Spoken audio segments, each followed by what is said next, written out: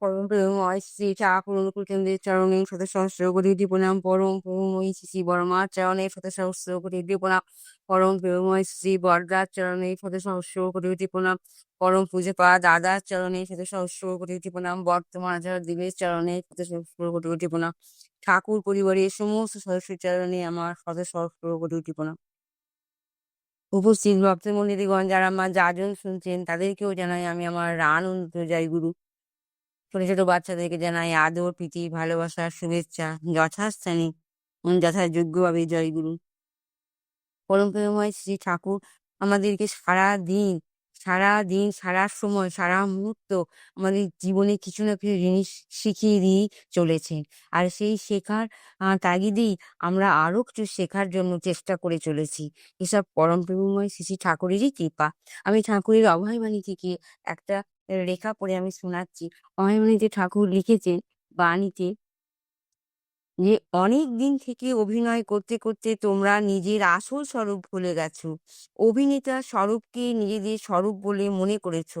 তোমাদের এই ভুল ভাঙবার জন্য আর অভিনয় শেষ হয়ে আসছে। এই অমৃত বার্তা শোনবার জন্যই আমার আশা। তোমাদের অভিনয় শেষ হয়ে আসছে, আর বেশি দেরি নাই। অভিনয় শেষ হলেই স্বরূপ জ্ঞান লাভ করবা। তোমরা আমায় ধরে থাকো শুধু। আমি সর্বদা তোমাদের মঙ্গল কামনা করি। সব সময় আমি তোমাদের মঙ্গল কামনা করি। তোমরা আমায় ভেবে ঠাকুর হও।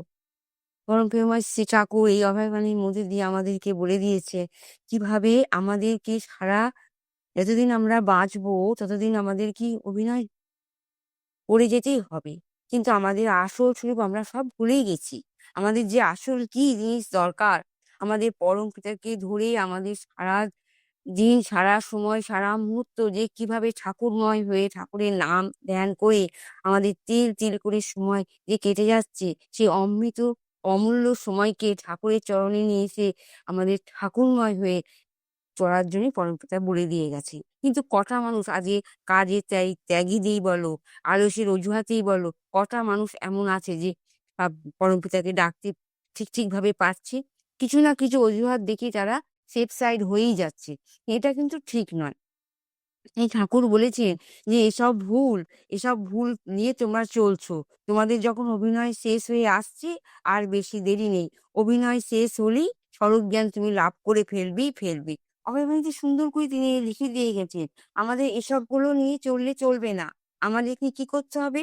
ঠাকুর যে নীতি নির্ধারণ, বিধি-বিধান, যজন যাজন ইষ্টভীতি, সহস্রনী সদাচার, সকালবেলার প্রার্থনা, সন্ধ্যেবেলার প্রার্থনা এইসব করে ঠাকুরময় হয়ে জেগে ঠাকুরের মুখী হতে আমাদের ঠাকুর বলেছেন। এই তো একদিনের ব্যাপার না।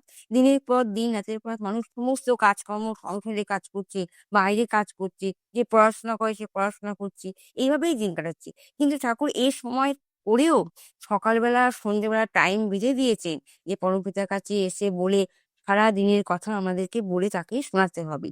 সবসময় এড়িয়ে চললে চলবে না। সব সময় সব সংসারেই কাজ থাকে। কেউ এমনি বসে থাকে না। তাই বলে আমাদের নেগলেক্ট করা উচিত না। ঠাকুরময় হয়ে আমাদের ঠাকুরের কাছে এসে সবকিছু বলতে হয়। সকাল থেকে আমরা এতক্ষণ কি করলাম, কি করলাম না। তবেই তো ঠাকুর বুঝতে পারবে যে আমরা ঠাকুরকে ভালোবাসছি। ভালোবাসা বলতে গিয়ে ঠাকুরকে সবসময় ঠাকুর করলেই হবে না। ঠাকুর যে নীতি নির্ধারণ দিয়েছেন সেইগুলো মেনে চলতে আমাদের অবশ্যই হবে। তবেই আমরা বুঝতে পারবো যে আমাদের মনের মধ্যে ঠাকুরটা জাগছে। আমরা একটু করে ঠাকুরকে ভালোবাসতে পারছি। আর ঠাকুরকে যদি আমরা পুরো ভালোবাসতে পারি, তাহলেই তো আমরা ঠাকুরকে বলতে পারবো, "পরমপিতা আমার আজকে এই জিনিসটা সম্পূর্ণভাবে হয়েছে।" ঠাকুরও খুশি হবে। আর এইটুকু খুশি যদি আমরা ঠাকুরকে দিতে পারি, তার বিনিময়ে পরমপিতা আমাদের অনেক বেশি খুশি দেবে। আর এই খুশি মেপে তোলা যাবে না। অপরিসীম খুশি। আর এই খুশির জন্যই তো আমাদের মনুষ্য জীবন। এত স্ট্রাগল ভরা জিন্দেগি, মানুষ কোথা থেকে কোথায় চলে যাচ্ছে। আমরা পরমপিতার কৃপায় যেভাবে আছি সেটাকেই মেনে নিতে হবে, আমাদের এটাই সুখ। আর আসল কথা হচ্ছে আমরা সুখের পিছনে ছুটছি। কিন্তু আসল সুখ যে কি আমরা কেউ জানি না। কোনোদিন কিছু বুঝতে পারছি না। যতদিন মানুষ মনুষ্যত্ব হারিয়ে ফেলছে তারাও বুঝতে পারবে না কোথায় কিভাবে আছে। মনুষ্যত্বকে ঠিকভাবে রাখার জন্য আমাদের ধর্ম করা দরকার। আর এই ধর্মের জন্য ঠাকুরকে ডাকার দরকার। ঠাকুর বলেই তো দিয়েছে, ধর্ম করতে গেলে তোমাকে এমনিতে হবে না। ধর্ম করতে গেলে তোমার মনের ভিতরে যে পাপ আছে, গলদ আছে, হিংসা আছে, অহংকার আছে, এগুলো সব ছেঁটে ফেলতে হবে। তাহলেই তুমি আমার ধর্মের পথে আসতে পারবে। তখনই তুমি বুঝতে পারবে ধর্মরাজ্যে ঢোকার তোমার কি অধিকার হয়েছে। আর এই ধর্মরাজ্য যদি ঢোকবার অধিকার হয়েই থাকে, তখন আমরা আস্তে, আস্তে ঠাকুরকে বুঝতে পারবো। ঠাকুরের নীতি মানতে পারবো। আর আমাদের যেখানেই আমরা থাকি না কেন, বাবা প্রার্থনার টাইম হয়ে গেছে, প্রার্থনা করবো। এটুকুন তো হবে। ভান্ডার যাওয়ার দরকার নেই। পরমপিতা কি বলেছে? সাধন ভজনের কিচ্ছু দরকার নেই। শুধু আমাকে ডাক। আমাকে মতলব ঠাকুরকে ডাকতে বলছে ঠাকুর। ঠাকুরকে যদি ডাকা হয় তবেই ঠাকুর খুশি হবে। ছোট্ট, ছোট্ট খুশি ভগবান যে চেয়েছেন যে আমরা করতে পারি, তাই তো ঠাকুর সন্তুষ্ট হয়ে যান। আর ঠাকুরকে খুশি করতে পারলেই ঠাকুর বেশি খুশি, আমাদের অনেক খুশি দিতে পারবেন। ঠাকুর কথা বলতে গেলে অনেক কথা বলা হয়ে যায়। সবাই ঠাকুরকে নিয়ে চলুন, ঠাকুরকে মেনে চলুন। সকালবেলার প্রার্থনা, সন্ধ্যেবেলার প্রার্থনা, ঠাকুরের নাম, ধ্যান, নীতি নির্ধারণ, ঠাকুর যেভাবে বলেছেন জপ করুন অজাপাভাবে, তবেই তো ঠাকুর খুশি হবে। ঠাকুর কথা বলতে গেলে অনেক কথা বলা হয়ে যায়। সবাই ভালো থাকুন, সুস্থ থাকুন, স্বস্થ থাকুন। সবার মঙ্গল কামনা ঠাকুরের চরণে আমি প্রার্থনা করি। আপনারা যে যেখানে আছেন ভালোভাবে থাকবেন। জয় গুরু, বন্দে পুরুষোত্তম।